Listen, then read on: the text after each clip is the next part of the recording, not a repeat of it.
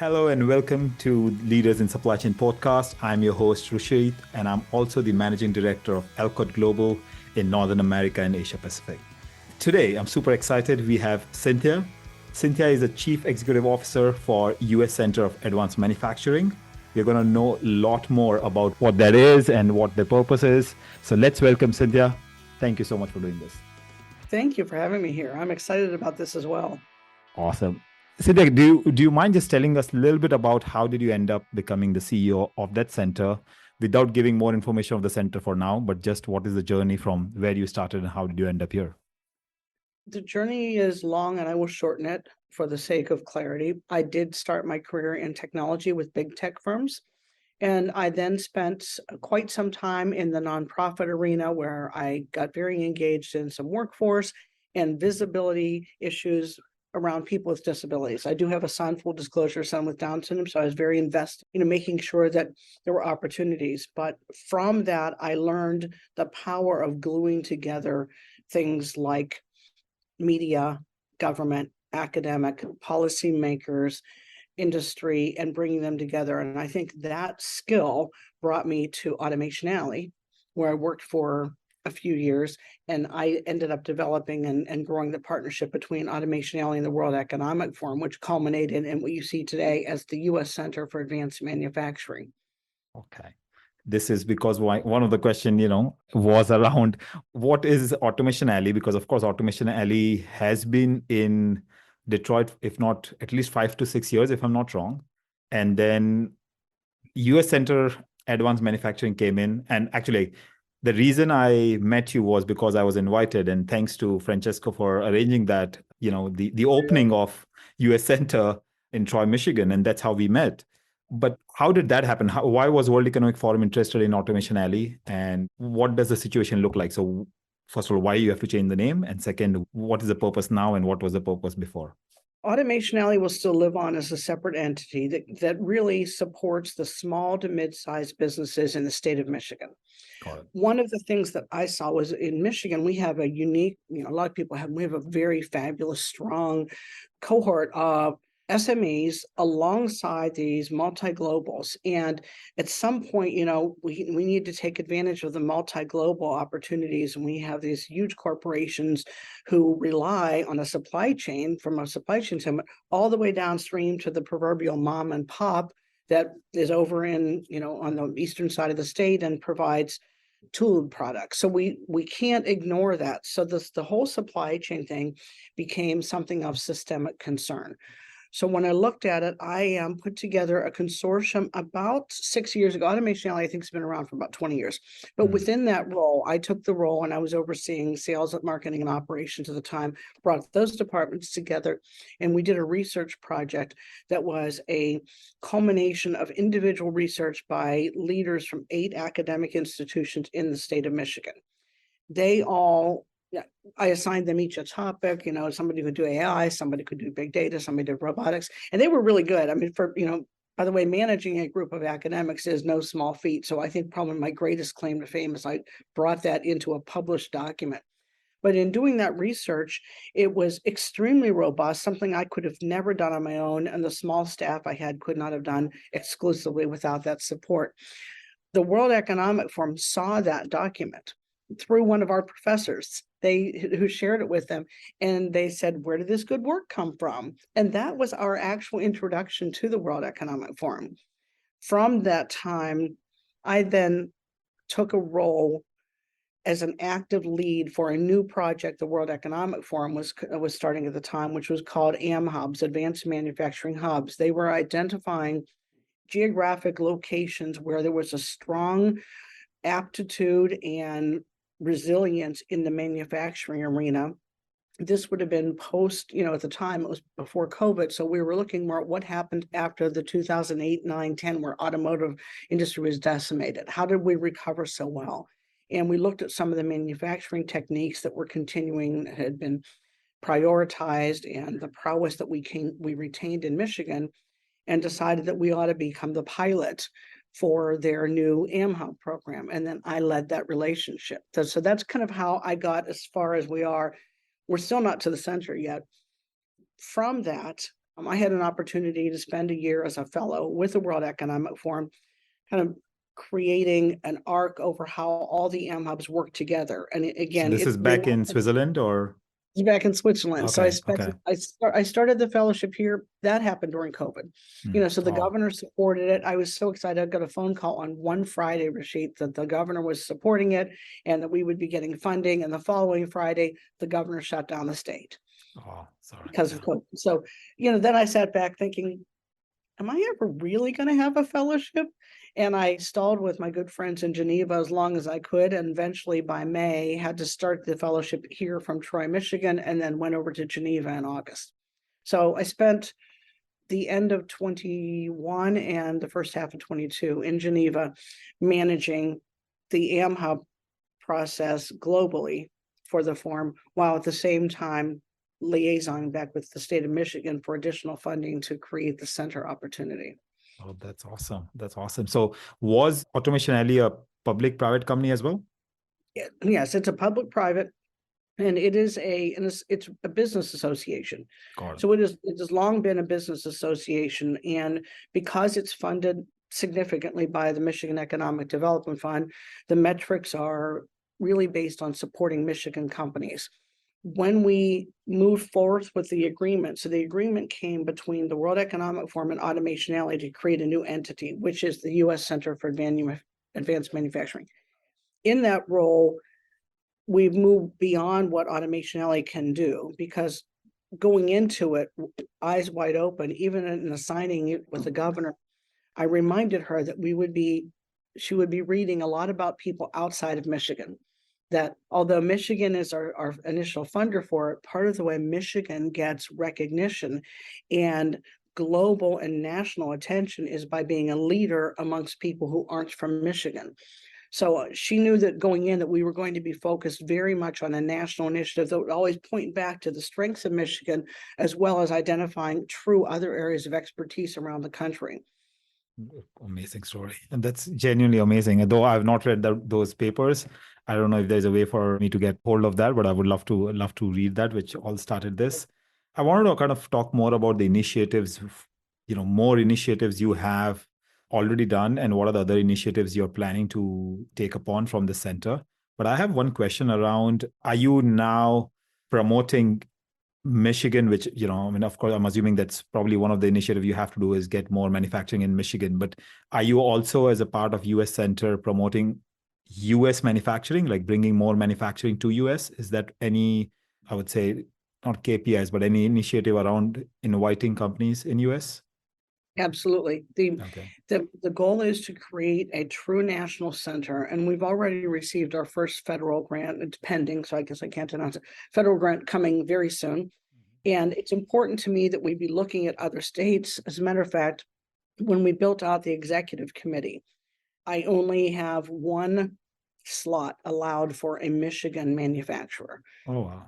Right as we build it to the first 10, we're at 9 now. When we get our 10th, and 9 are outside of the state of Michigan, I can go back and revisit a Michigan manufacturer, because I'm committed to making sure that we are a national center. Rashid, I thought about this at the beginning when you were here for the launch. If we would have had the automotive big three for Michigan on the executive committee from day one, we would have been seen as automotive in Michigan. Yeah. And I really believe I could have spent 5+ years trying to prove that I am too running a national organization. So I made the decision, again, with the MEDC, who's our funding partner, and the governor's office support and understanding, that we would be actively recruiting. We have an executive committee member from LA, 2 from San Francisco area, 1 from Massachusetts, 1 from Michigan, 1 from Wisconsin. And doing that out of the gate is critical to the credibility that we need to build, which is also critical to even securing federal grants. I don't think, as we look now at the CHIPS Act and the IRA and all this money coming, I don't think very many of those major grants are going to be released to single geographic regions. I look at the fact that we have an administration that wants to see U.S. manufacturing return, and we don't do that in isolation. I don't think it's wise. So I'm really committed to making this a national center, always remembering where I come from. Actually, I'm from Pittsburgh, so it's not true, but you're from Pittsburgh. I'm from Pittsburgh. Oh, wow. Okay. Okay. And that's the For manufacturing some groups reason in my working. head, it was that you're a Michigan girl. Sorry. Okay. I've been here for a while, but yeah, Right. grew up in Okay. Pittsburgh. What you said about the chip, and one of the posts I wrote on LinkedIn, it was very recent because it was a POTUS press release. So President Biden did kind of announce that the investment they're going to invest in the chip companies to have them manufacturing in US. So later in the discussion, I do want to get around the challenges around getting those companies back in US. But before we go into that details, do you mind kind of sharing the key initiatives you have already taken upon and what are the other key initiatives you see yourself taking in next 3 to 5 years? Thank you. I derailed that question, didn't I? I just realized that. I did a tangent on you. Yes, our three pillars are innovation, sustainability, and inclusion. But they do not, they cross over everything we're doing. So the three projects we're running that use each one of those in some capacity. The workforce project, I think it's certainly a national issue. In many cases, it's a global issue that we have workforce shortages.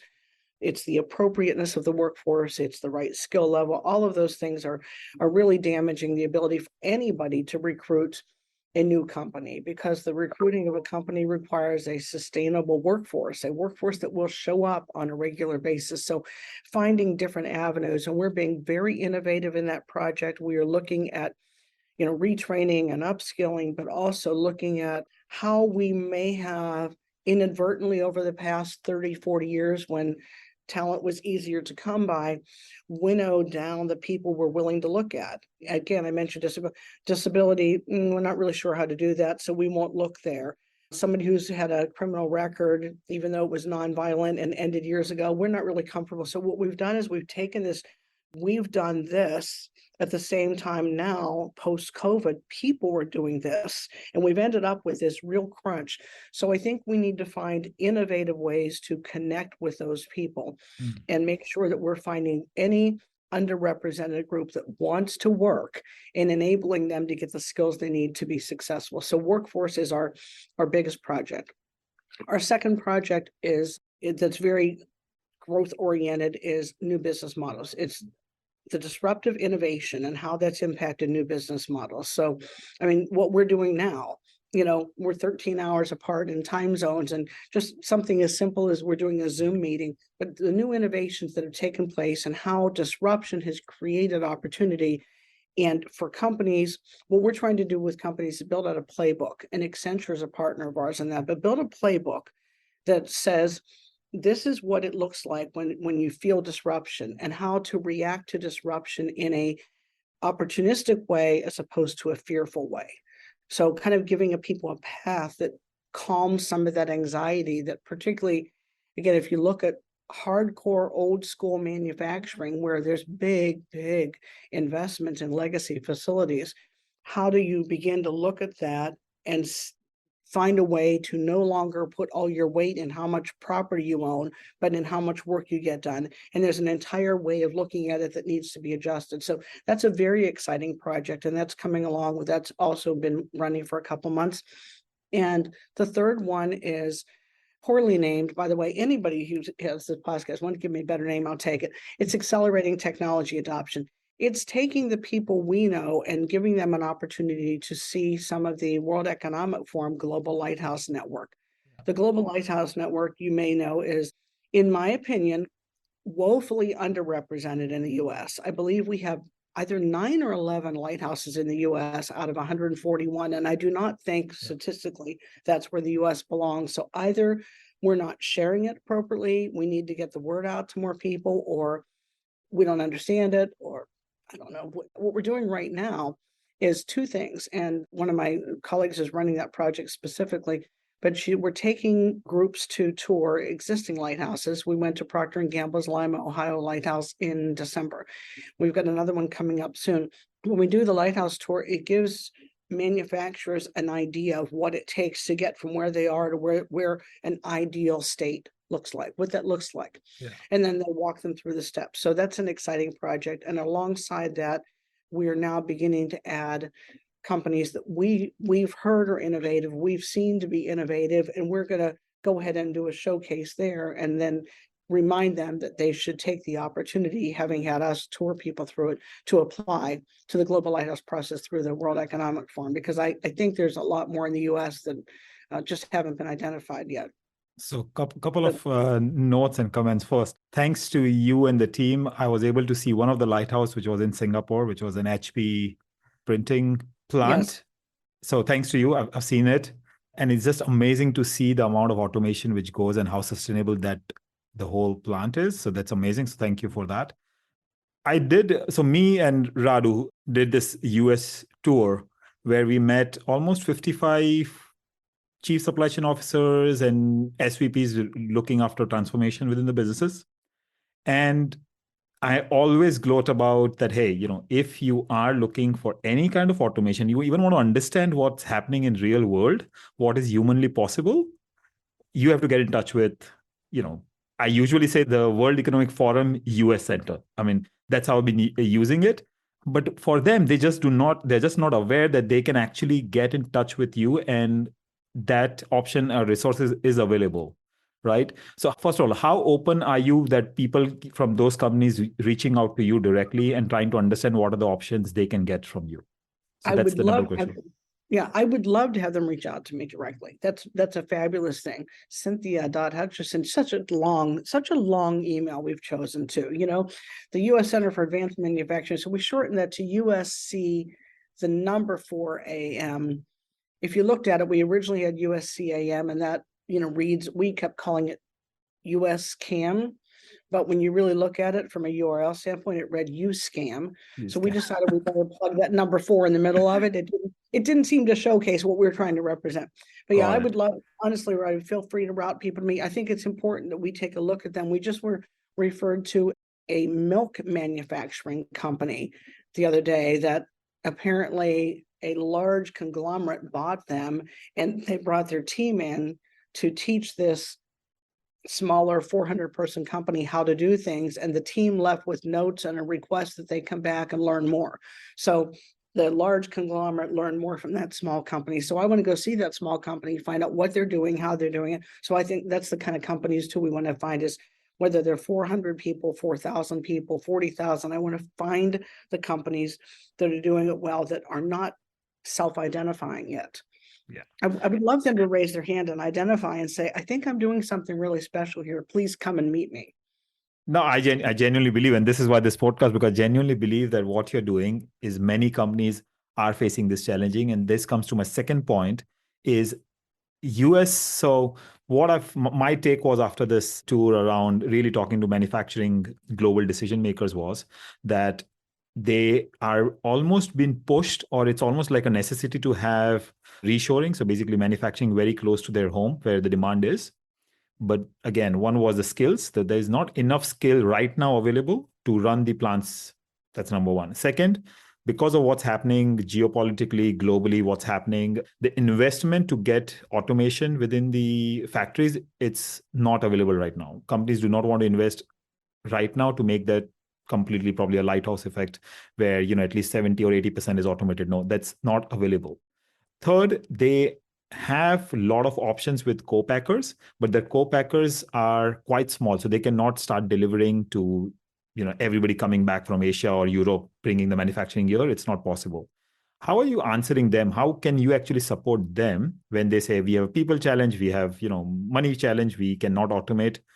Is there a way where you can support them, or do you actually engage with them as well if these are the problems? We are engaging with them. First of all, the global to local, we've all talked about it, and there's a sense that reshoring would be fabulous. Many people think reshoring to each one of their shores would be fabulous, but once we've all lived in a global economy, I think we realize we're always going to have a global economy. So I don't think we're going to see as dramatic a reshoring. I think we're going to see growth in industries that are really imperative. When you look at the CHIPS Act, part of that is just the security and the fact that the US perhaps needs to have their own chip manufacturing, and and all the packaging comes with it to take us to the highest levels possible. But I think what we will be doing is having unique partnerships. And one of the things we want to do is incubate unusual partnership, people who might not meet each other otherwise. I was at a supply chain meeting last week in San Diego, there was a gentleman there from a plastics packaging company, and there were a couple things that he didn't know about, even though he's a veteran of the plastic supply chain. He knows how the plastic supply chain works, but in terms of like different materials and how you can get a university to work with you to try the new materials to find out if, for example, a straw is going to work if it's made out of a, compostable material, what threshold does that break down? I don't know that, but I do know that there are universities that know how to do that and will do that in partnership with somebody. And it's often a more affordable path. One of the things we look for, particularly for SMEs struggling with all of these issues, is a somewhat more affordable path. Collaborating is usually more affordable. Right. When you work with the multinationals, having them support the downstream supply chain is critical.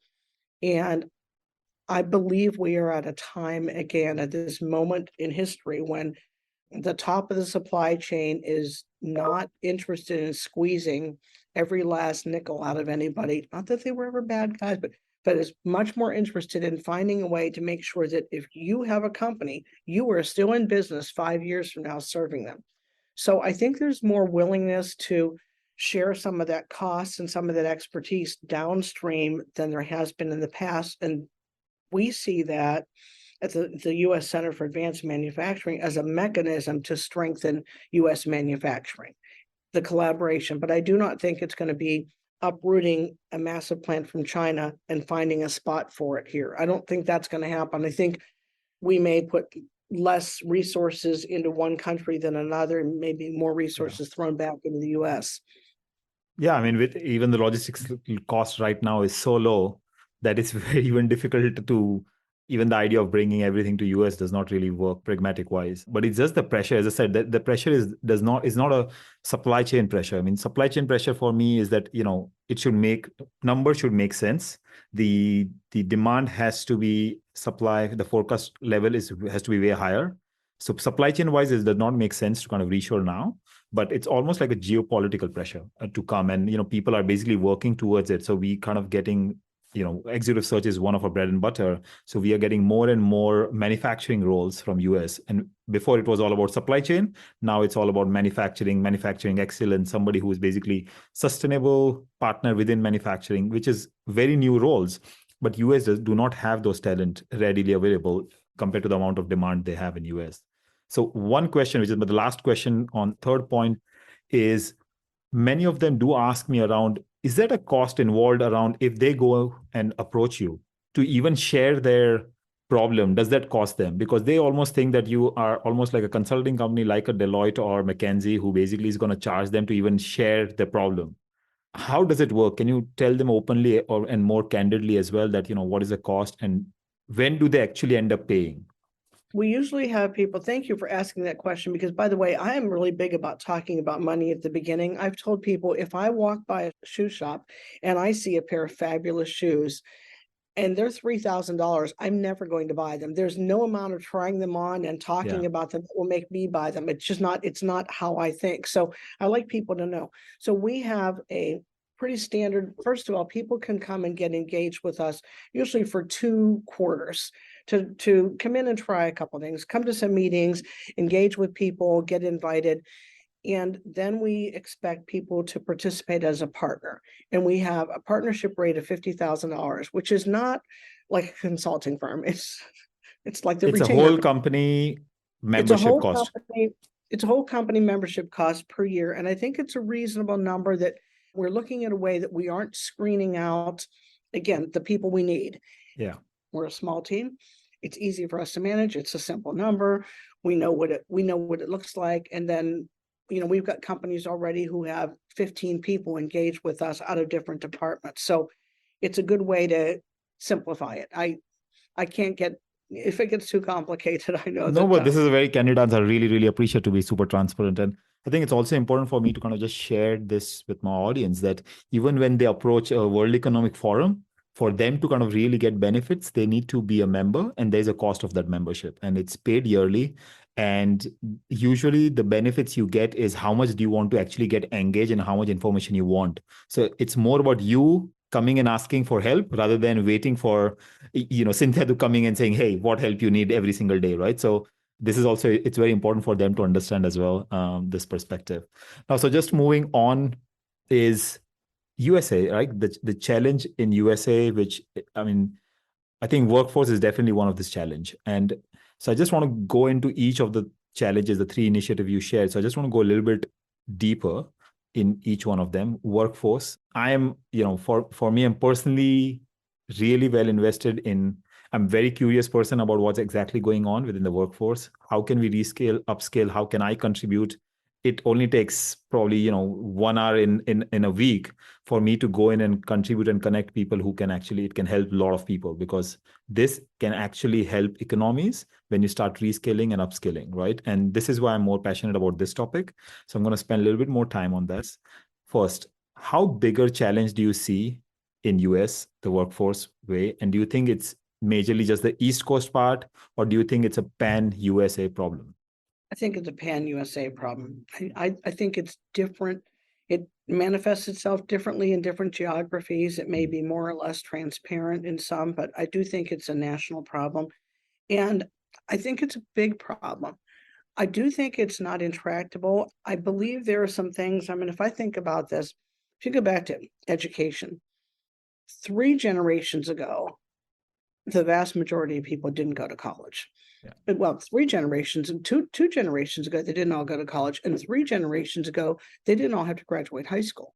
So the formal school system we've had it's not like we've got an 800-year legacy of something, not even a US 250-year legacy. We have relatively short trials of these things that then we suddenly become deeply committed to. Now, the only way to succeed to a lot of people is graduate high school, go to a 4-year college, get a master's, maybe take a gap and learn what you like to do before you get your master's. That's the formula that has become sanctioned by executives, which means that it impacts their children who are going to school, who really want to come out and do skilled trades, but mom and dad say, we worked really hard so you wouldn't have to do skilled trades. So number one, I believe in the US, we have devalued the power and the joy that comes from making things.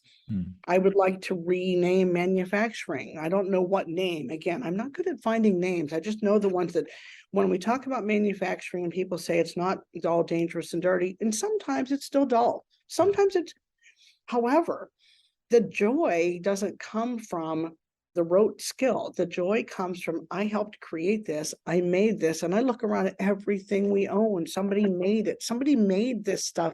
And we used to have, I feel like there's a cultural element that requires systemic change, which is what national center, the US Center can do, is start to try to talk a little differently about the power of making something.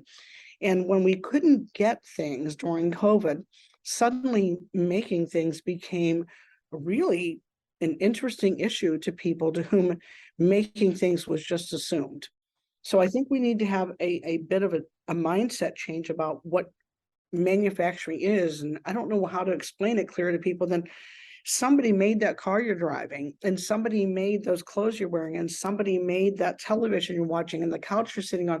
And all of that needs to be elevated to make the process of doing it have more respect. I think that's an area we've been kind of weak at, That's an honestly. amazing perspective, Cynthia. I loved it. Thanks for sharing it. Genuinely, it's amazing. A lot of things are taken for granted, and it's just, yeah, I totally agree with your point. But do you? I also feel that this problem is also created with how US politics has been involved, and not taking sides on what side is doing better or what side is not. But when I say politics is, let's say, how the workforce is getting paid, how the inflation is coming in picture, which also means, because so one of the article I read on Wall Street was that people who earns $100,000 in US are still eating like almost like hand to mouth, right there, and people who are below that are basically in debt, so they're basically constantly getting debt to survive. Now what is happening there is a lot of people is like, okay, even if I work, I'm gonna not gonna, you know, I'm going to probably spend more because I also have to pay taxes. But if I'm getting paid for government for being unemployed, I do not have to pay taxes. And this mentality is also kind of corrupting a lot of workforce. And maybe I'm generalizing it, but many companies I'm speaking to, it feels like many of the regions they are hiring, this has been the case where people just do not want to work, even though there is a skill. Maybe this is probably, I would say 5 to 10%, but that's a big problem to have within manufacturing in US where overall skills itself is quite less. Are you even kind of solving challenges there apart from just reskilling and upscaling where people are already skilled, but you're trying to get them back to workforce? We're looking at the facts that the factors keeping them out of the workforce. One that was shocking to me was just a local county, and it was actually at our launch that you attended. There was somebody here from a local county, and he told me that 85% of his daycare capacity shut down and was not reopening post-COVID. So, Daycare, because they, people were not working and they were staying home. so, Oh, when people get asked to come back, they've been uncertified. If it's been a home-based daycare, they've lost their certification, need to recertify. By that time, they're saying, is it worth it? There were a lot of factors that keep one of a parent, yeah. of a parent couple, half of them is now home. So that was interesting. But when you talk about the politics, and I do think that's I wish we could talk more. Again, at the national level, we're trying very hard to talk about policy, not politics, but the Yeah. politics have been so divisive that I do think they have created a sense of hopelessness.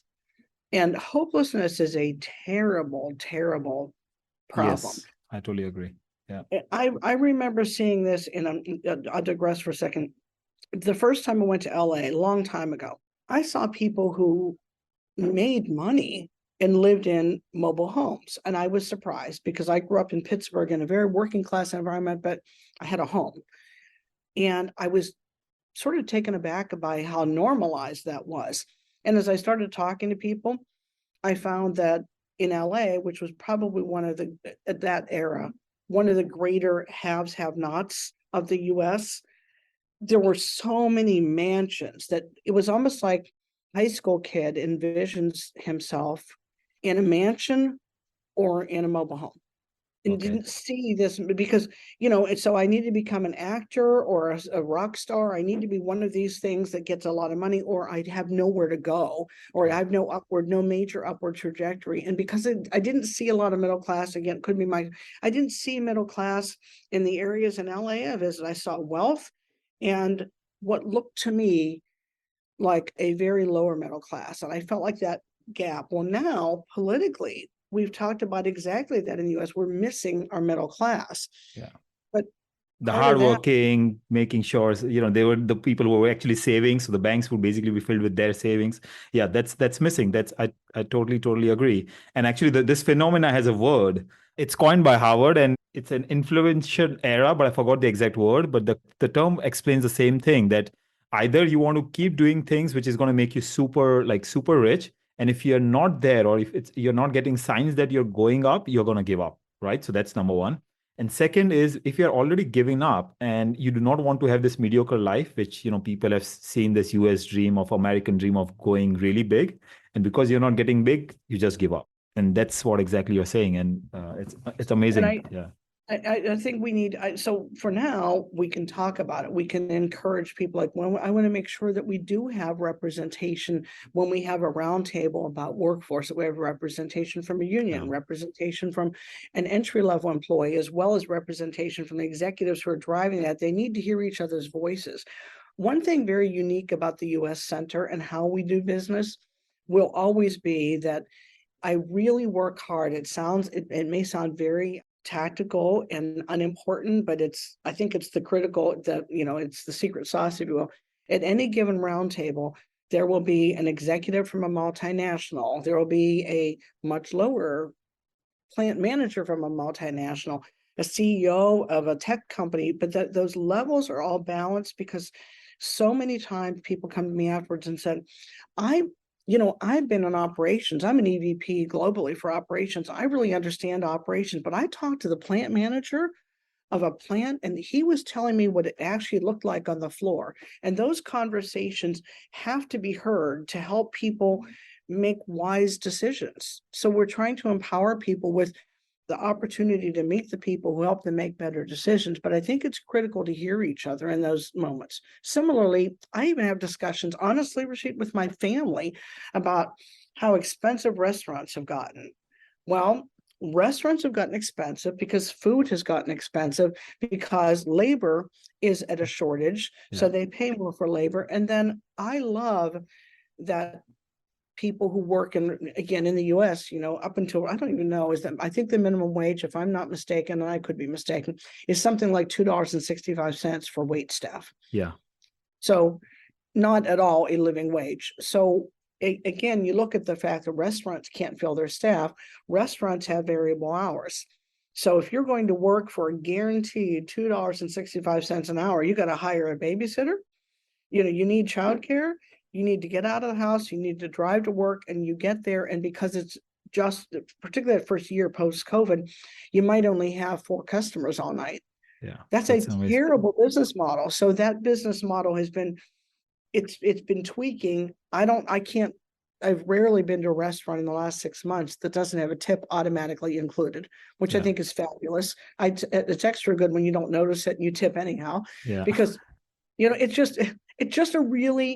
it's one of those little things that a lot of people complain about, and it gives us a chance to see through a different lens. Because I look at that workforce, that the service sector coming back to work is a really difficult cost decision for them, a cost benefit.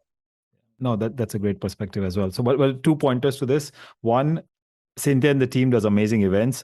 When we publish this podcast, I'm going to link the next event. I do not know the dates. I'm not going to comment on your behalf, but I will tag the next event so people can see if they're interested. Second, I was fortunate enough to meet Cynthia's brother. Of course, I don't know if she remembers, but I was sitting next to him on the launch day. He's a pretty fascinating guy. Yeah, he's into manufacturing. I mean, he's a CEO, but he's basically to a manufacturing company as well. So that's amazing. And he did that, plant manager, started as plant manager and kind of worked his way through. He's actually a chemical engineer. But I think there's a contribution that comes from somebody. He's got a small company, 300 people, under 300.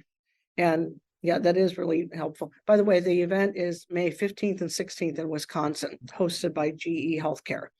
And Stephanie was kind enough to invite me. So yes, let's see. That's one of the event I'm going to try and see if I can make it. I should not comment anything on the podcast, so I'm not going to say I'm going to be there or not, but I am genuinely trying to be there. Yeah. So I've taken a lot of time. So, but I'm going to a little bit shift gears around questions, which we're asking to all our guests. So one of them I want to ask you is around personally, what do you think? What are the soft skills within you which helped you reach this level? And the reason I'm asking you is because, there are a lot of people who listens to this are young professionals who are trying to kind of be something within the industry. So what is one soft skills within you which you think made you successful? I don't know how to not be authentic. Trust me, I have thought over the years I've taken on a bigger and bigger role. I need to be a little more this. I need to be a little more that. I need to comb my hair differently. I can't get out of being authentic. Like when I start to talk to you even about my career path, I'd love to talk to you so much about the World Economic Forum and the power of that, because that was amazing.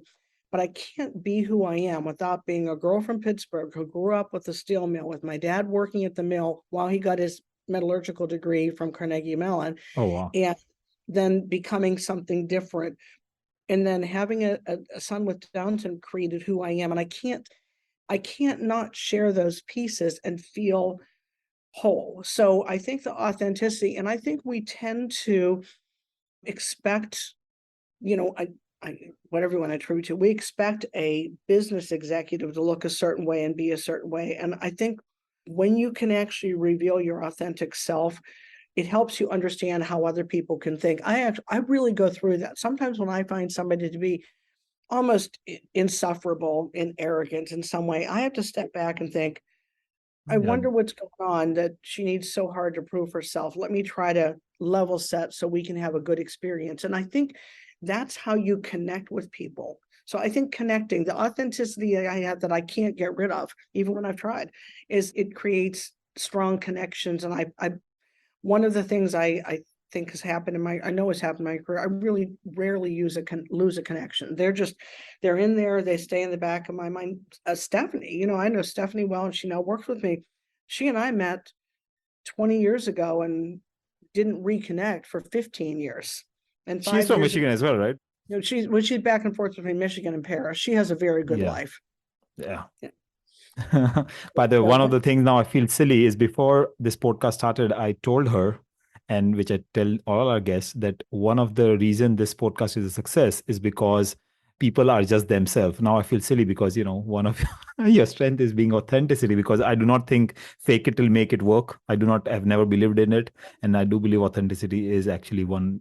The more genuine you are, the more people want to connect with you and want to grow with you and work with you. So thanks for sharing.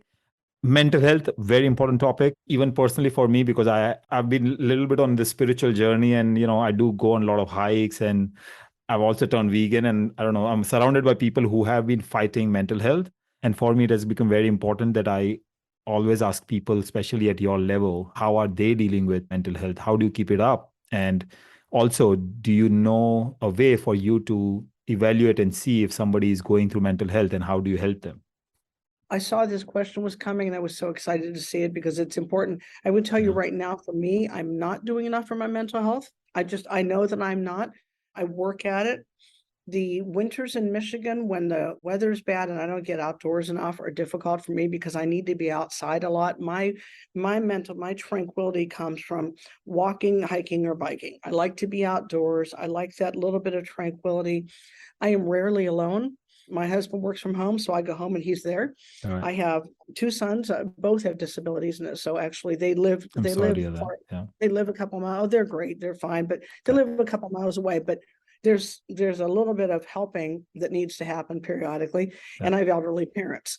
So a walk is the only way I escape, like a bike ride. Nobody fits on the bike with me. Not my mom, not my dad, not my kids, not my husband. I'm out there alone. So I think that becomes my release. This particular year has been just a little more challenging because my parents have both been very sick. So I've been dealing with that. And Yeah. I haven't been able to get out as much, but I am aware, and your question reminded me that I need to find the time, even if Yes, it's, please. if it's between 4 and 5 in the afternoon and I come back to work for an hour in the evening, but I get out while it's still daylight and warm, I need to make that hour a day. So I do well when I have an hour a day. I do have just for some kind of physical outlet. And I read because I've always liked reading and I find tranquility from that.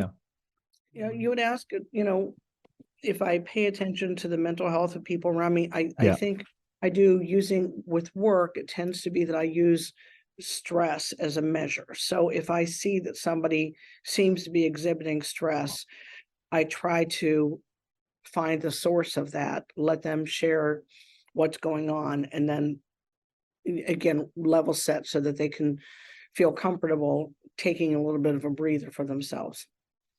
Awesome. With many companies, the bigger they get, it's even tougher. So I always tell them, hey, work with the HR. Make sure there is actually a policy around you identifying that. When you are doing reviews, ask one of the question is, hey, how are you doing? Is everything okay? And I think just those few questions around. So I'll tell you, with me and Radu, the relationship is, I mean, of course, we are always talking on WhatsApp, but once in a while, he just randomly calls, and not to talk about work, but just to ask, hey, is everything okay? Are you okay? Do you need anything? And that what happens is then that you can reach out to someone, and it's an amazing tool. I mean, this three questions around, is everything okay? Do you need me? Can I do something for you? This question just changes everything. So yeah, I mean, if you ever need suggestion, I highly recommend these three questions. It will change the way people work with you, and you'll see overall productivity increases, because I always feel that if you do not spend 1 hour on yourself in a day, your productivity and efficiency is just going to go down.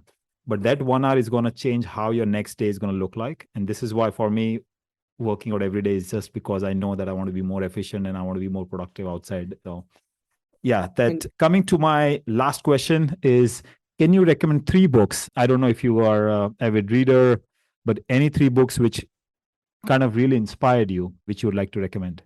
I do have 3, and they're it's interesting. I looked at the 3 that came to mind, And then I thought I was trying to find a thread between them. But the first one is, it's probably my all-time favorite book, and it's called Ghost Soldiers. It's written by Hampton Sides, and Hampton Sides was actually a journalist for maybe The Atlantic at the time. But Ghost Soldiers is about the Bataan Death March, and it was the first ever mission of the U.S. Rangers.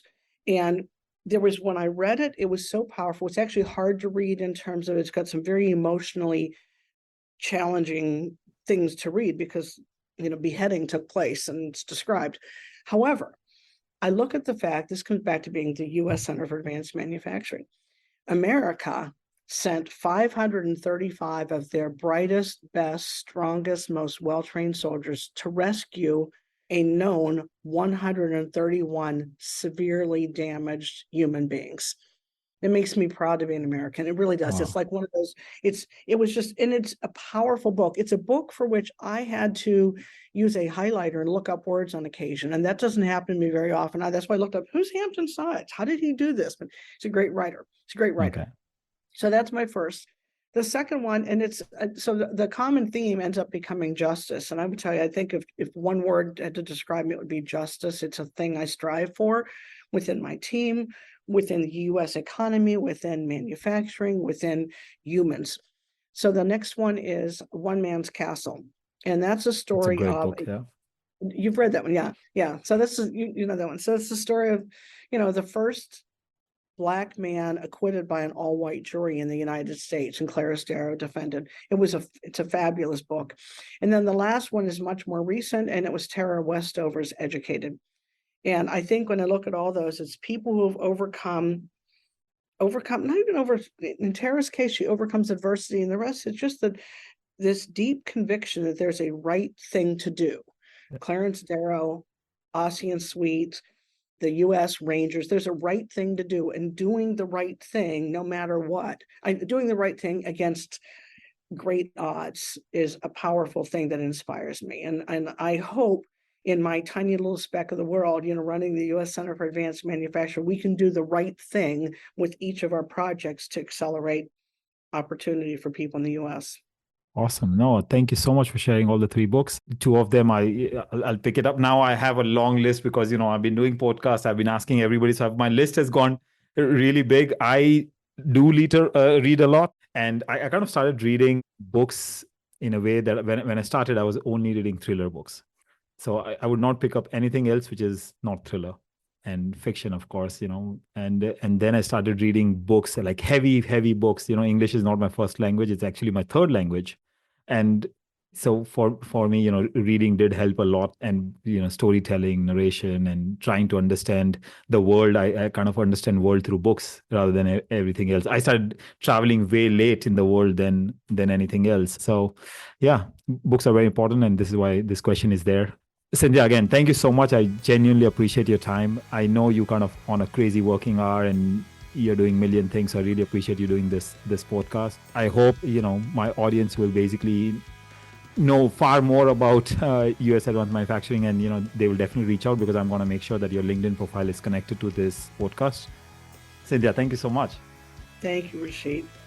Thank you for listening to our podcast. For all the show notes and information discussed in the episode, please follow Elcott Global/podcast. Also, if you found this interesting, please subscribe to the podcast on iTunes, Spotify, Stitcher, or any of the podcast platform. We are looking forward to your feedback. Thank you so much.